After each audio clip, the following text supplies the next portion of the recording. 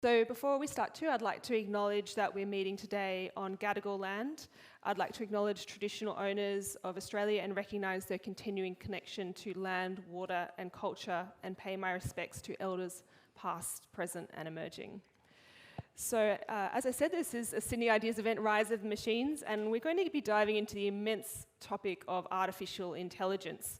You know, something we already use in so many ways in our phones, probably in our insurance policies to some degree, our computers, but of course this topic has been of immense interest in recent months with the emergence of large language models like ChatGPT, and also these really striking narratives around the end of the world, doomsday AI. So we're going to be getting into all of this, whether it's hype, what we really need to be paying attention to, and hopefully dispel some myths too with this panel, which I know in very high demand in the media, and they're appearing left, right and centre at every university, I feel. But so this panel today, we have to my left Rebecca Johnson.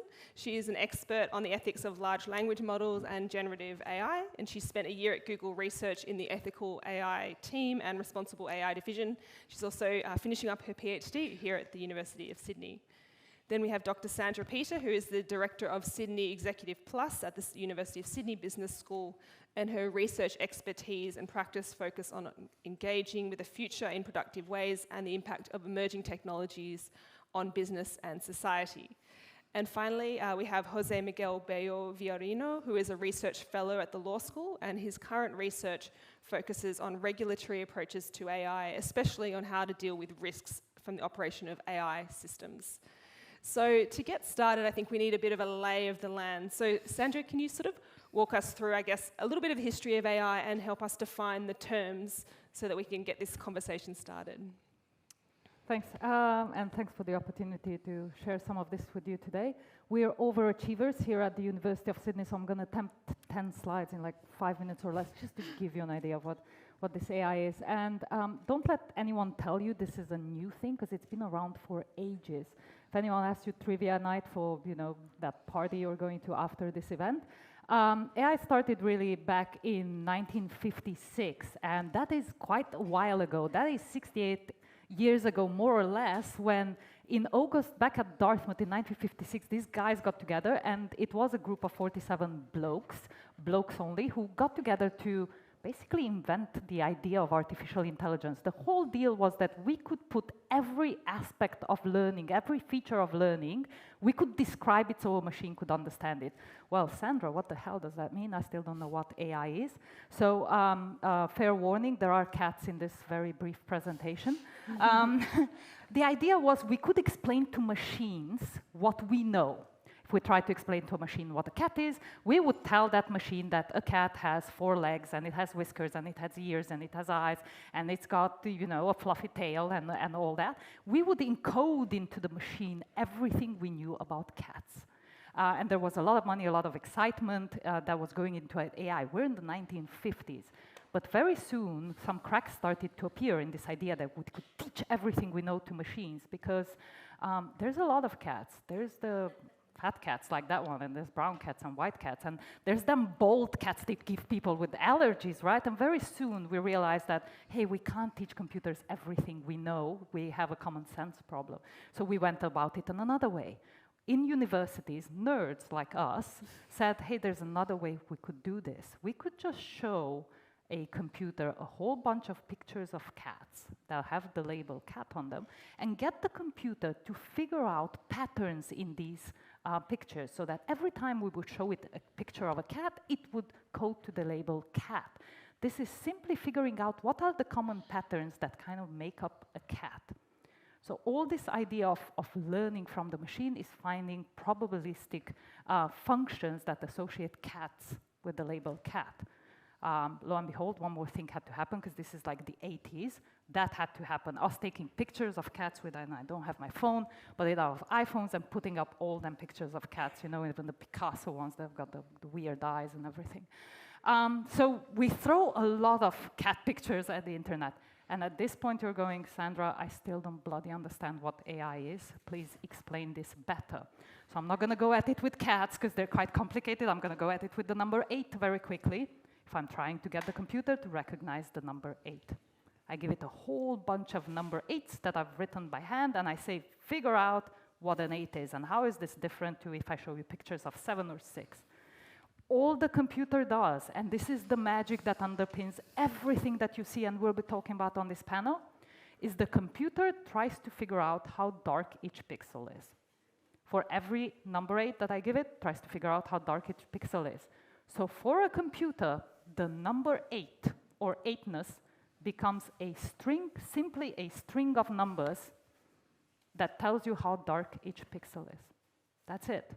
That is 8ness captured in a string of numbers. So when I show it a 7, it goes, well, the likelihood of that being an 8 is very low because it doesn't map to what I think 8ness is. That's it. That's all the magic.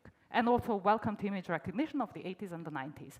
Fast forward very quickly, we're still doing the same thing. If I take slightly more complicated than the number 8 and less complicated than a cat, I take this guy. I hear his name is Will Ferrell. He also dressed up as a cat, as you can see in that 4th picture up there. But if you try to recognize Will Ferrell, you're doing the same thing. First thing you do is get rid of color, because for image recognition, it's easier to do it without color. Then I try to tell how dark each pixel is, and Will Ferrell is like really complicated. So we do some fancier maths here, but I'm still trying to figure out how dark each pixel is and each pixel around it. I do more fancy maths to map out his whole face, which is really complicated. Then it gets even more complicated, because remember, I'm just trying to tell how dark each pixel is. So with bloody Will Ferrell, I can't tell where his face is and where the telephone pole behind him is or the bush behind him.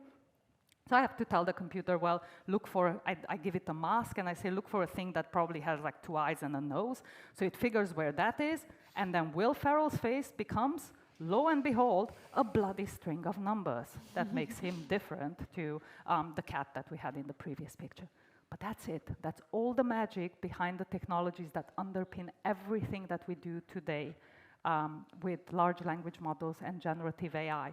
Because what we can do, if we can figure out these large patterns in data. And remember, I'm not storing the 8s in the data, I'm not storing Will Ferrell's, just the likeness, the probability, the statistical probability that is Will Ferrell. I can now ingest the entire internet into this. And that is, remember, not just Wikipedia, but also that bloody subreddit that you got last night that you sent that you know you shouldn't have sent to someone. All of that goes in. Right? And I encode that, I encode probabilities of what word goes next to what other word. If I can do that, I can basically build a glorified autocomplete. I can predict what the next word is likely to be. And with ChatGPT, we do some fancier mathematics on top of that, and there'll be opportunities to talk about it. But I can tell what the next word is. It's not a knowledge model, it's a language model. I'm simply predicting what the next word is. And on top of this, we build ChatGPT, and we build all the fancy things that give us image recognition and everything else. And the point to leave you with is that we got really good at this over the last couple of years. And when I say really good at this, it's basically indistinguishable from things that are actual pictures. And to prove that to you, and I'm going to end on this note, but to prove that to you, I've got 3 pictures here. I'm going to try to have you guess which one of this is fake and which of one of this is real. These were generated with the same types of AI that we're now, instead of guessing whether or not it's Will Ferrell, using that to generate new faces. First one, and I'm going to have a show of hands in the room. First one, let's say, first one is a young human rights lawyer who just won a big case. Real or fake? Fake, actually. Who thinks they're fake? He's fake? About half the room thinks he's fake. Okay, second one is Sydney Uni graduate. She just finished up at the School of Education. She's looking forward to becoming a teacher. Fake? Whoa, Sydney Uni graduate. I'm sorry, honey. Last one, super-powered researcher, knows everything under the sun, is amazing at everything he does, works at the library, or at least used to. Fake? Oh! About half the room think he's fake. Well, we're going to give it away. The first one, this person does not exist, something to play with you. It's just a random face that we generated. The second one, you'll see a montage of all completely fake faces done by the New York Times, because the New York Times has a lot more money than the University of Sydney and can generate a lot of those faces. And the last one is Pat Norman. He works on our team, and we made him do that. Hi, Pat.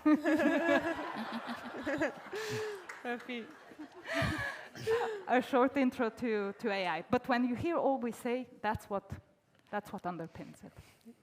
Thanks so much. I really appreciate that walkthrough. And I mean, just with the faces, as a journalist at ABC a few years ago, we were like looking at a sort of botnet of Twitter accounts, I suppose. And at that time, you could tell AI faces because the eyes, if you lined all the photos up, the eyes were always in the same place, no matter the face. But it's getting better now, and that's not always the tell now, unfortunately. So they're getting a bit smarter, not smarter, just a bit better. So Rebecca, I think let's just talk about some of these really key narratives at the moment. As Sandra laid out, obviously there's been so much attention paid to large language models just in the past few months with ChatGPT and the launch of a kind of arms race between all the different major tech companies to launch their LLM products. But I guess the other narrative that's come out is all these sort of godfathers of AI, Geoffrey Hinton and others, talking about the doomsday scenarios, warning that AI is going to kill us all. And then on the other hand, there's another group of AI sort of experts, I suppose, who are saying that this is just hype, ways to market this kind of technology, and what we really need to be paying attention to is the harms of AI today. You know, labor costs, the way it has potentially hoovered up the entire internet, contrary to people's copyright and personal interests, things like this. So just give us a bit of background to these two defining narratives. It is a good question, and it's something that I have thought about a lot. And there's actually no single answer that I can give you. And that's the case with a lot of questions about AI. There is often no silver bullet answer to any of these things. I do agree with the second group that you spoke about, that a lot of the doomsday predictions is profit-driven. You know, it's a good way to kind of draw attention to your product, potentially moat out competitors and whatnot. And that definitely is a concern. But I think that there are other motivations as well.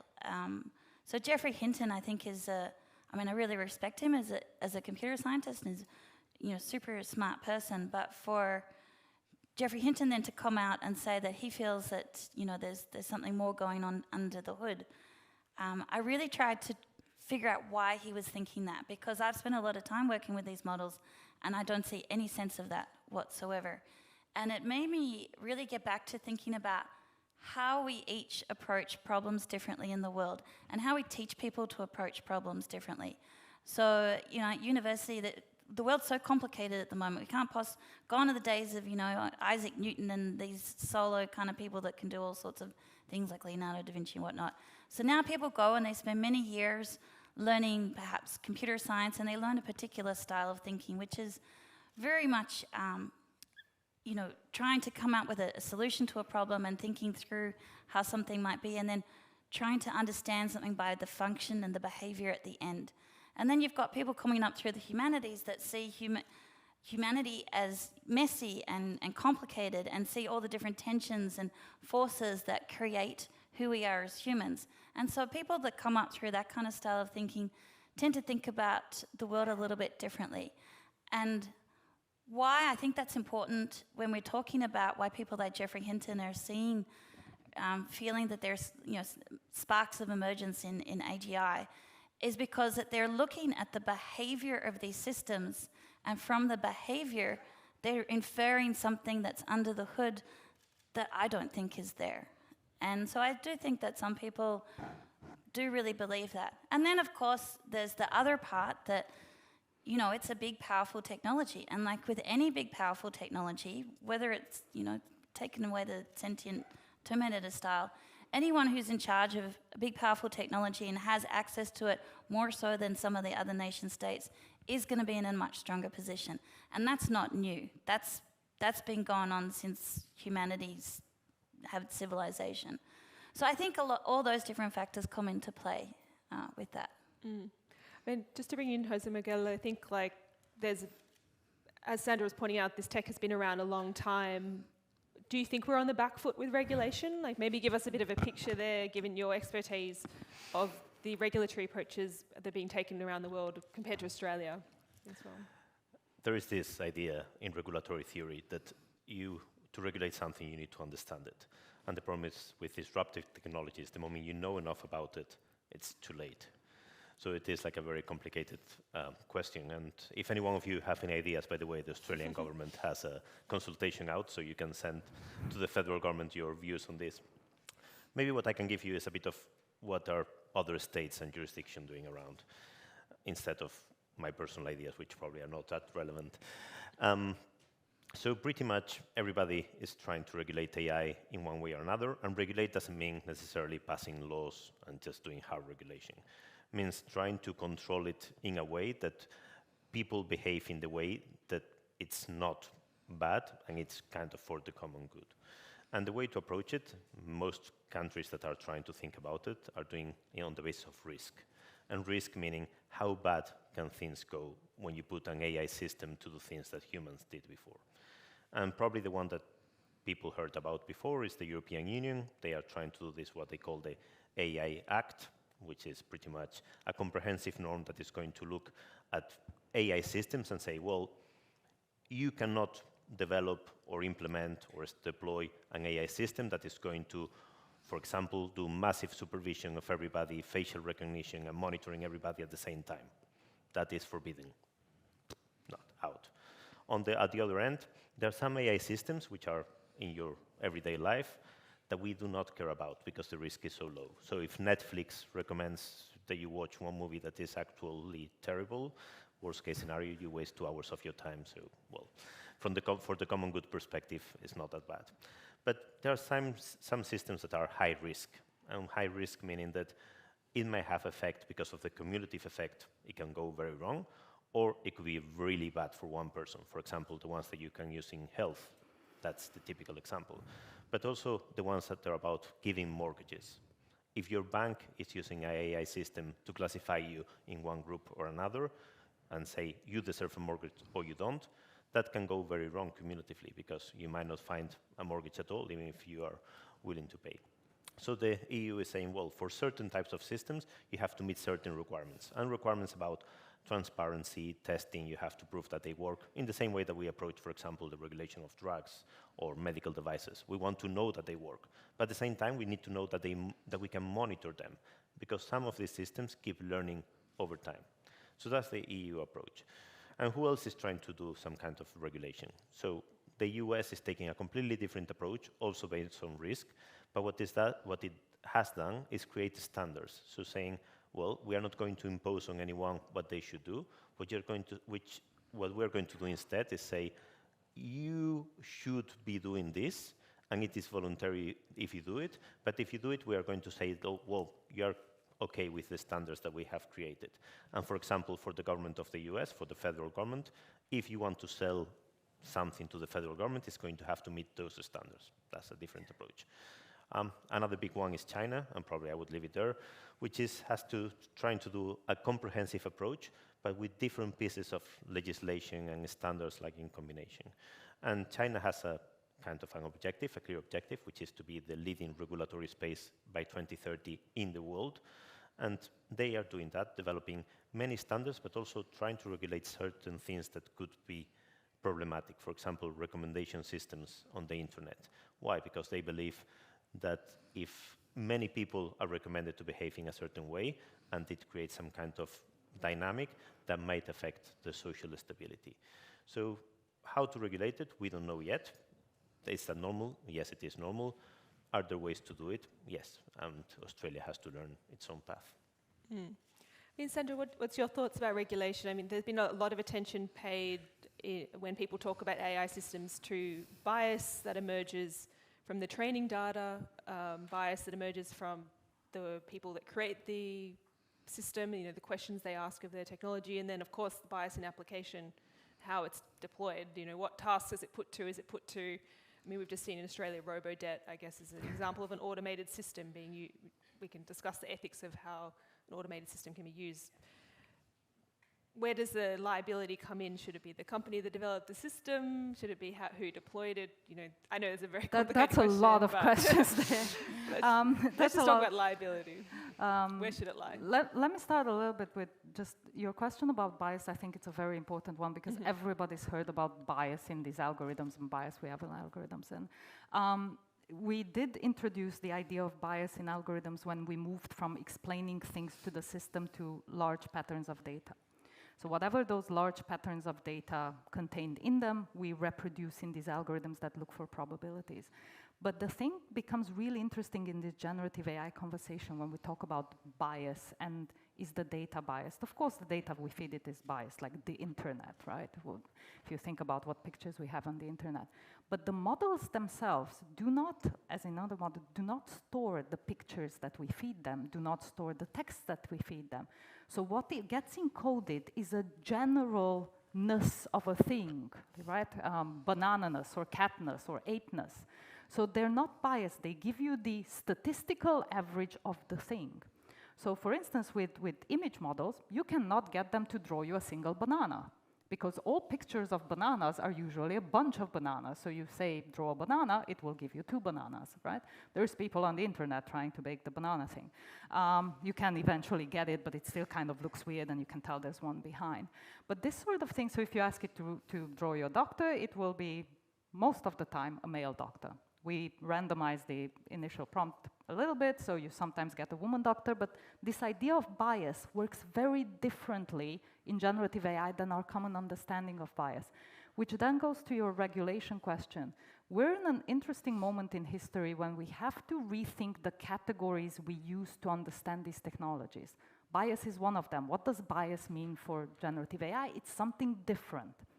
Same with this idea of copyright. So again, we're talking about regulation. If you think that they ingest these vast amounts of data, right? Some of it copyrighted data, but they don't store the data. So technically that becomes kind of a gray area because they're not copying anything. They're storing likenesses of that data. So we need to probably invent new categories to regulate these systems, new ways of thinking about it. Maybe it's rights of reference, right? Instead of copyright, and we pay the people whose content was used to train these algorithms, or you have opt-outs or various other things. So I think some of these will need us rethinking the categories that we use to regulate. As to where they're used, that's a very difficult question to answer because I think regulation will always fall behind the technology. So we're in a university here. My advice to everyone is we can't just wait for the regulation to solve these problems for us.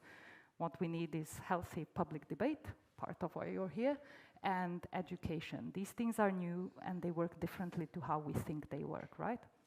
For all these things, their string of numbers doesn't understand the idea of we're feral or a cat or anything really. They're just probabilities of things going with other things. So educate yourselves. University of Sydney has, micro-credentials on AI fluency and all that, steak knives, right? I'm wearing the brand colors here, but try to learn as much as you can about the systems. If I can add to that, because that's an interesting point. In Japan, they're not discussing the regulation of AI.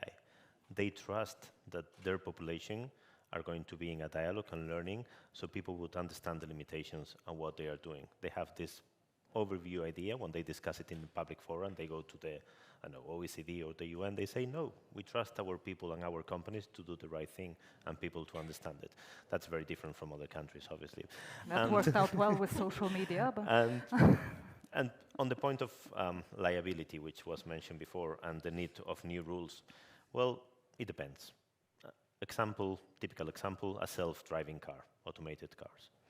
Well, we know currently everybody's driving a car. We have a system of compulsory insurance. If something happens, that works relatively well because the people are going to be insured, you know that. So for self-driving cars that may have even less accidents than human drivers, we may already have the solution there. We might not need anything else. The problem with AI systems for me is the scalability. So you get all the Teslas in the world, and there is some kind of failure in the AI system that keeps learning from the environment. You have all of them in self-driving system, and all of a sudden, all the systems fail at the same time. And that is not an individual problem that you can solve with insurance. It becomes a social problem. The typical example that I tend to use is the thermostats. Imagine that we are all in the middle of a very cold winter or a very, very hot summer. We are all using the same technology. Google Nest, for example, is the typical one. I'm doing a lot of product placement. Don't worry, it's not. And University of Sydney. yeah.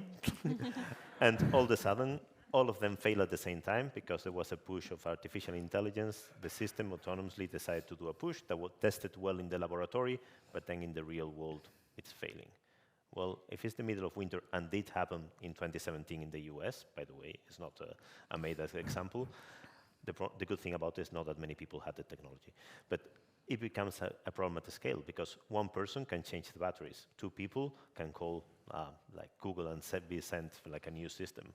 If it's all of a sudden you have millions of people using and they do not have a heating system at home, then the problem is at such a scale that it becomes a social problem. And those are the things where new technologies, because we don't understand them well, we need to know how they do, and we need to preempt at least those very extreme risks.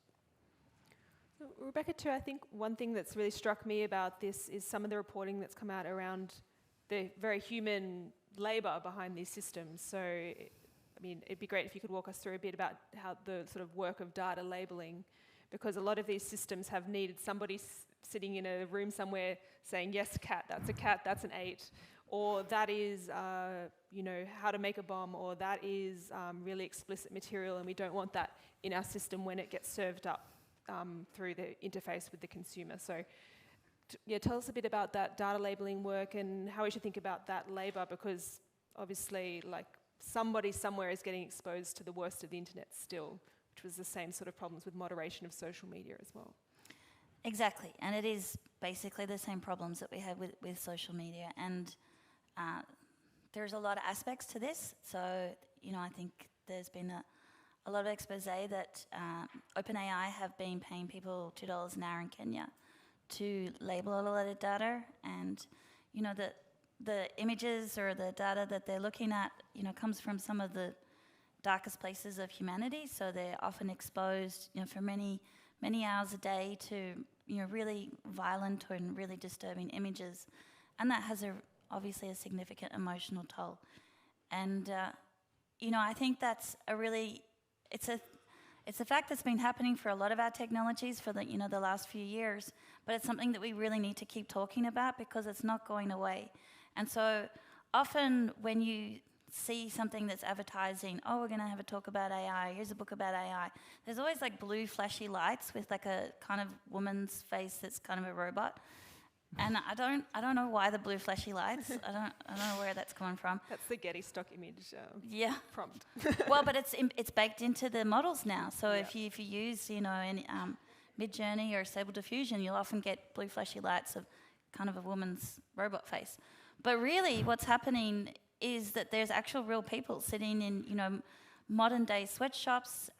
You know, in some situations, you could be calling it modern day slavery. And I think a lot of organizations, if they're going to be using these products, these technologies, and then also saying, oh, you know, we're a morally responsible company, and, you know, we uphold, you know, the rights to human dignity and whatnot, then you have to question your use of technology that is fundamentally still relying on this very human labor.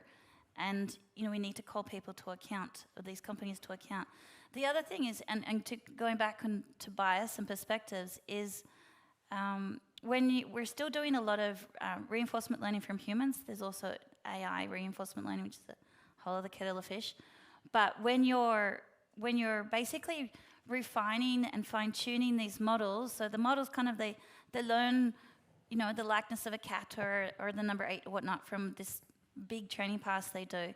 And then we have a lot of humans that sit there and try and feed back into these machines, okay, well, this is correct and this is not correct and whatnot.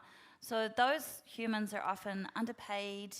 It's often not diversely representative of the whole of the planet, certainly. And so that can also create these really positive feedback systems, positive as in increasing, with these people's biases and perspectives. Whether they're good or bad, it doesn't matter, but we're reinforcing those same perspectives back into those systems. So it's kind of like a double-edged thing there. Yeah. Just want to remind people too, you can put your questions through Slido. We'll probably go to questions about 5 too, if you want to think up some good questions for the panel. I just want to come back to the labour thing, because it's been interesting watching the writers' strike. I don't know if people in Hollywood, the writers' union, the WGA, has been striking for many reasons, but one clause they've been fighting with the movie studios about is about AI and about the ability for studios to sort of train systems on scripts, I suppose, so they can kind of circumvent the need for real human writers. I wondered, Jose-Miguel, how are you thinking about labour rights and AI? I mean, it's a huge question. We're in a university after all. What are we training people to do in 10 years' time? But do we need a new type of labour movement, I suppose, a new way to think about labour rights in this new world? Well, first of all, as with AI, this has been like a recurring theme. If you read what Keynes was writing in the 1930s, he believed his grandchildren were not going to need to work at all because we'll be so productive that we'll have so much spare time. So we'll be like, he was worried about the lack of work and what that would do to the human race. And the idea of replacing humans with robots has been around for a very long time.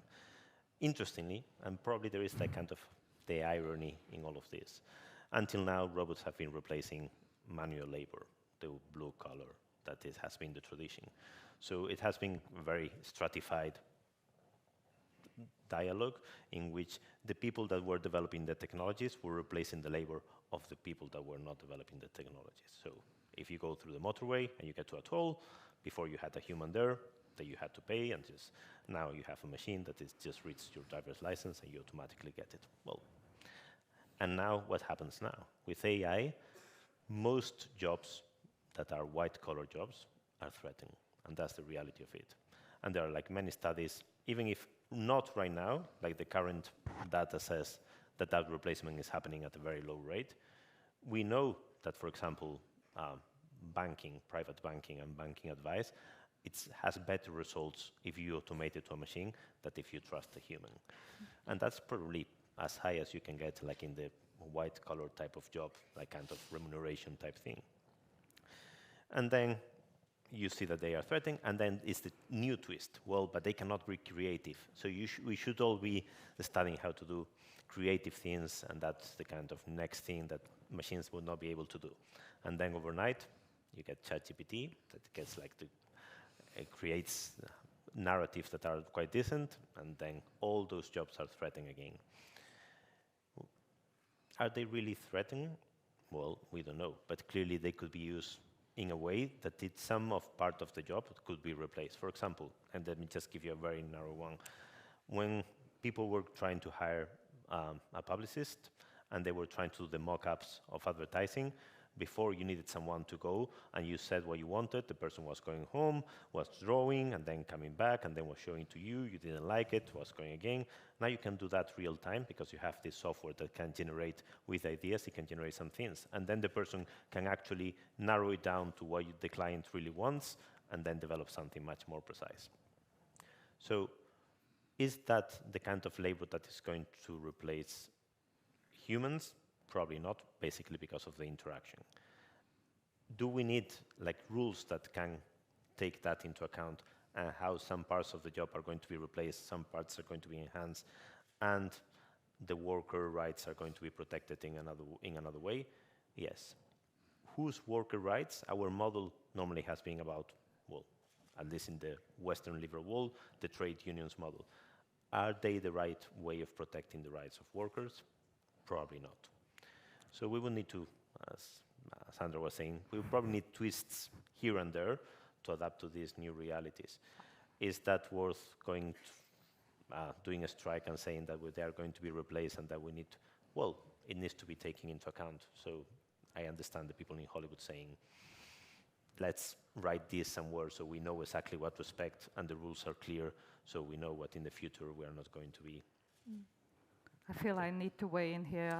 I'm a lapsed economist and I'm in the business school, so replacing jobs. So there are a few issues that I'd highlight in addition to what you said.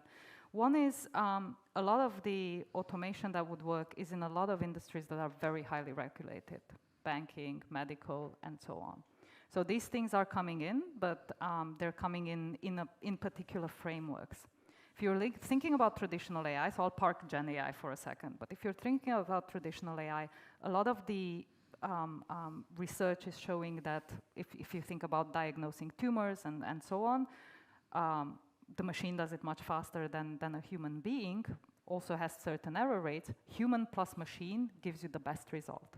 So in a lot of places, it will augment what people do, and we have a human plus machine. And I think COVID was an interesting example. We can talk through that some other time. Second thing that is worth thinking about is AI might come for your job, but it's definitely coming for your job description. So the ways in which we do things will change. So for most of us, it might not replace us, but it will significantly alter the way in which we do things. And in that respect, it is worth thinking about AI as an assistive technology, an assistive tool. But always, so remember my cats and so on, like it's strings of numbers, it doesn't know anything. So when you think about it as an assistant, it doesn't encode any kind of knowledge, just words that go with other words. It doesn't, when we say it learns, it's the probabilities that those words go together. So when you think about it as an assistive technology, I urge you to think about it as an assistant, but as a grad school student, right? I've hired him, he's really cocky, he knows, he's really convincing, I give him stuff to do, he does help out, does some great things, but sometimes goes on a big bender the night before, and the results in the morning are completely unreliable, because I swear that's the right thing. So you need to check everything that you do with Gen AI. That's why we keep humans in loops. So assistant, amazing productivity tool in certain instances, but not a knowledge tool under any circumstances. Mm. That's great, because you've answered some of the questions that have come through on Slido without having to be prompted. So we're going to get a mic to come around, so if you want to get your questions ready and put your hands up. But I thought I'd just ask another one from the Slido. There's one, given we're at the uni, about people that work in computer science and coding. I've seen, if you're on Twitter, there's a lot of people doing like productivity hacks, using ChatGPT to help them code faster, better, I suppose. I wonder if maybe this is another one for you, Sandra. Do you see these systems being able to replace the kind of things that we are currently training people in computer science degrees to do? Again, we have incorporated many tools, so we can train people to work with these tools. I think it's still early days, even for things like Copilot. We're seeing some very early things. So Westpac, for instance, used it to aid software development, and they've seen a 46% increase in productivity. Very small team, very small trial, and so on. So it's very early days. Because of reliability issues, right? Again, it's a probabilistic model. It doesn't know how to code. It has in a lot of code, it's encoded patterns, so it uses those. So I think early days for that. Any questions out here? Yeah, we've got one here, just on the end there. Right.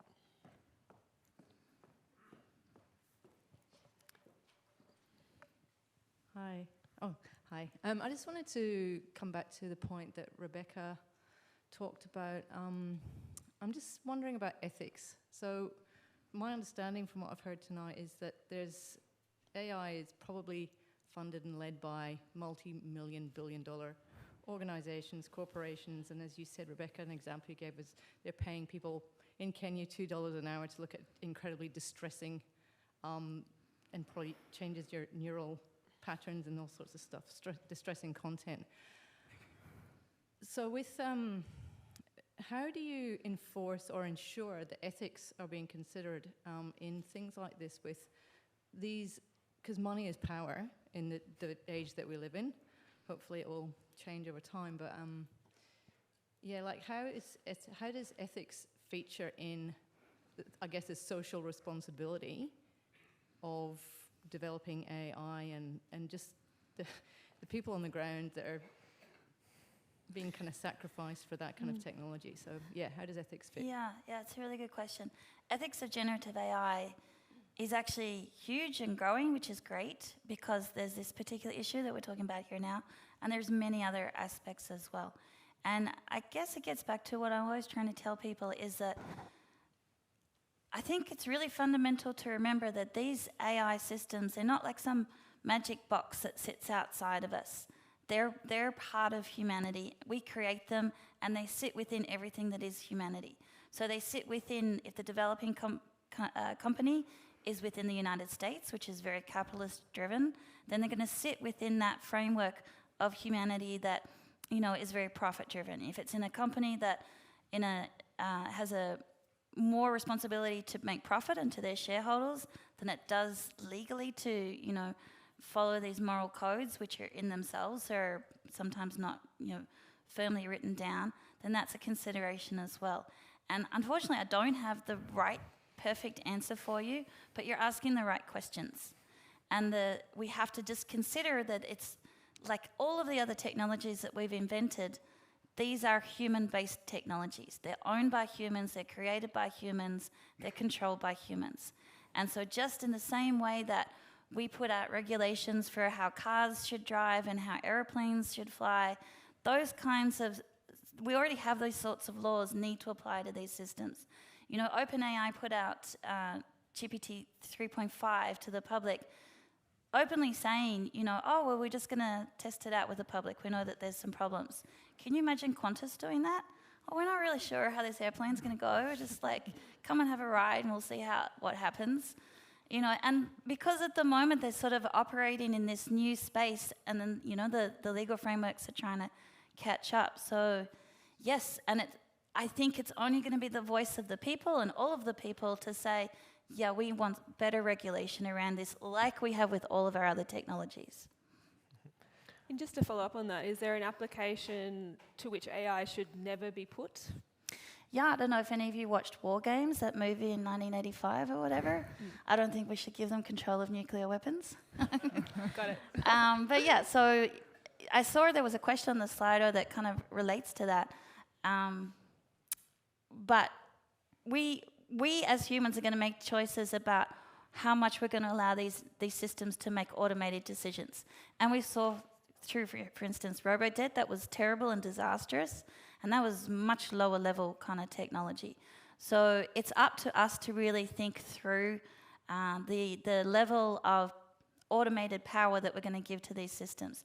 And going back again to the question that the lady asked up there, is I think often these big tech companies kind of operate in their own little bubble, and even though if they feel that they're, you know, very well-meaning, there needs to be a lot more open-door policy to invite in people that aren't technology specialists, people that are, you know, social scientists, or people that are representative of particular impacted groups, you know, people from marginalized groups, to really think through what are the right times to offer decision-making capabilities to these systems and when it's inappropriate. Any other questions? Yeah, just here, sir.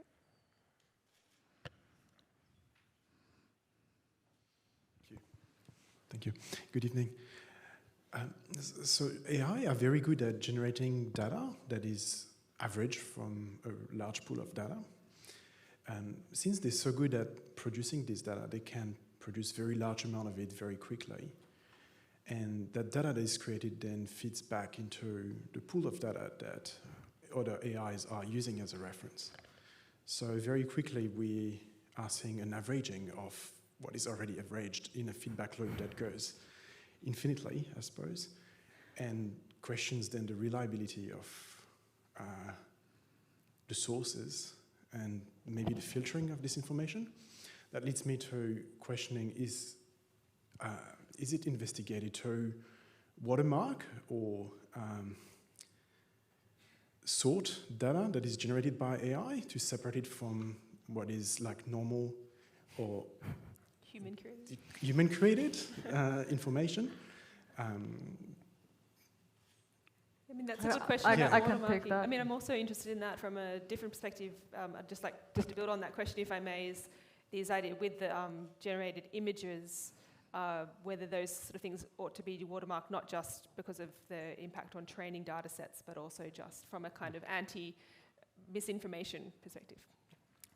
Yeah, so a couple of comments on that, and I know this is being recorded and streamed, so I can't exactly quote it, but beginning of the year there was a Wired editorial, and the author was saying these generative AI systems are about to all over their own training data sets, which they are, right? They're polluting the environment with their own training data sets. So there are some real questions to your, averageness, what they produce. We cannot train the systems on data they produce. So the more of this we put out, the less we'll be able to train systems that get better because the data is out there. So that is one very significant concern. To your question around, what was yours on? Watermarking. Watermarking, yes.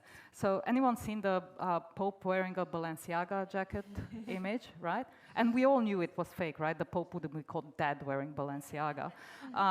But that was fed into systems that are supposed to detect whether it was AI or human-made, and the system said it's human-made. We were playing around with my team with a few of these detection systems. We created an image in Midjourney and fed it. Half of them decided it's human-created, half of them decided it's AI-created. So that battle is, at the moment, a bit lost in terms of having systems to detect it. Watermarking or having some way to ensure accuracy is a really good idea, but we are dependent on organizations deciding to do that, and they might do that, OpenAI might do that, Microsoft might do that, Google might do that, but Meta's, for instance, Meta's algorithms are already out there, right? It's out in the open. People have just downloaded it and are using it on their systems. There'll be hundreds of these things.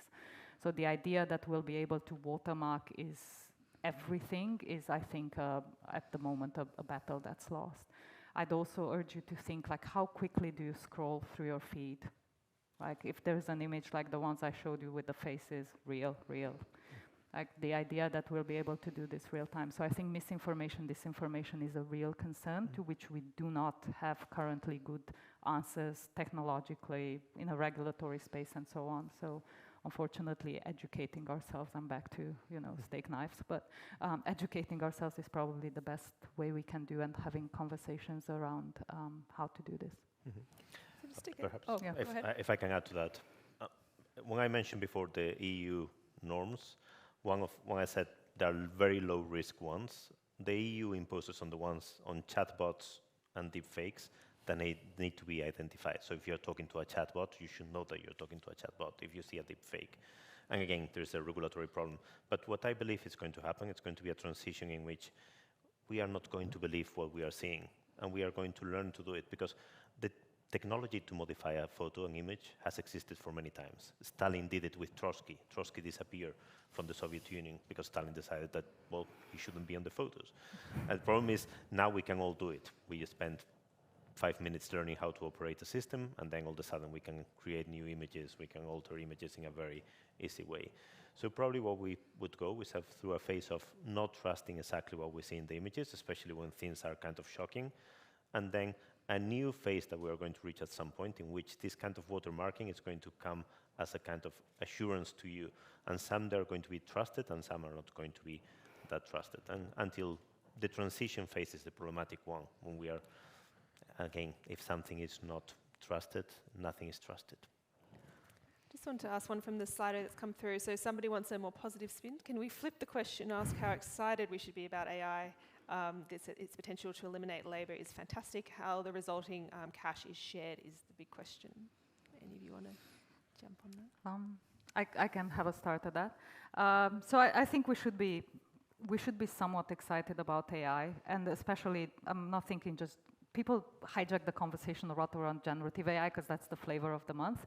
But AI as a technology has made tremendous advances in the medical field, in a lot of fields, in our supply chains and so on. Australia is actually far behind in its use of that technology. We only have about 34% of our companies using it. So uptake of that fairly well-established set of technologies is really an imperative for us, so figuring out how to use it. In terms of productivity, yes, it's an assistant, so it can assist with tasks, it can make our lives slightly easier in certain respects, but as I said before, with the caution of, check what it does, because it might have gone on a bender last night, and you don't know what it's putting out there. So I still think we're in a moment of experimenting in that with generative AI, It's a bit of a moment like when we got the internet or iPhones. We couldn't quite figure out what it's changing. We know it's bringing a lot of change, but we need to figure out how do we rethink our business models, how do we rethink the way we have public conversations. I am a little bit worried about that transition period because, you know, the transition period during the Industrial Revolution, 100 years wasn't so great. Then it was great again. It does have the potential to break a lot of the things that we do. So whilst I think it's an amazing technology that lets me, if I wanted to, write a LinkedIn post in 2 minutes, it lets everyone write that LinkedIn post in 2 minutes. And we're going to end up like in that cartoon with the guy saying, here's a bullet point, make it into a long email. And at the other end, there's a guy going, hey, ChatGPT, take that long email and summarize it into a bullet point. So, yeah. It's also, some applications for AI are quite natural. In the public sector, for example, we always think that we want to treat people in similar circumstances in a similar way, and people in different circumstances in a differentiated way, if that is what they deserve. Well, artificial intelligence models, machine learning ones at least, do this. They classify groups of things and they put them all together. So actually, the use in the public sector, it could be great to eliminate arbitrariness in decisions. If you treat people that are entering things in the same way and you get out roughly the same output, that is something that we want to happen. What we don't want to happen is to people start applying those systems in a way that is not understood, that is not tested, that can go wrong, and we go back to the Robodebt example, which again, it was not artificial intelligence as we understand it. So unfortunately, we've only got time for one more question from the audience in general. Questions? Go ahead. If there's a... Oh, sorry.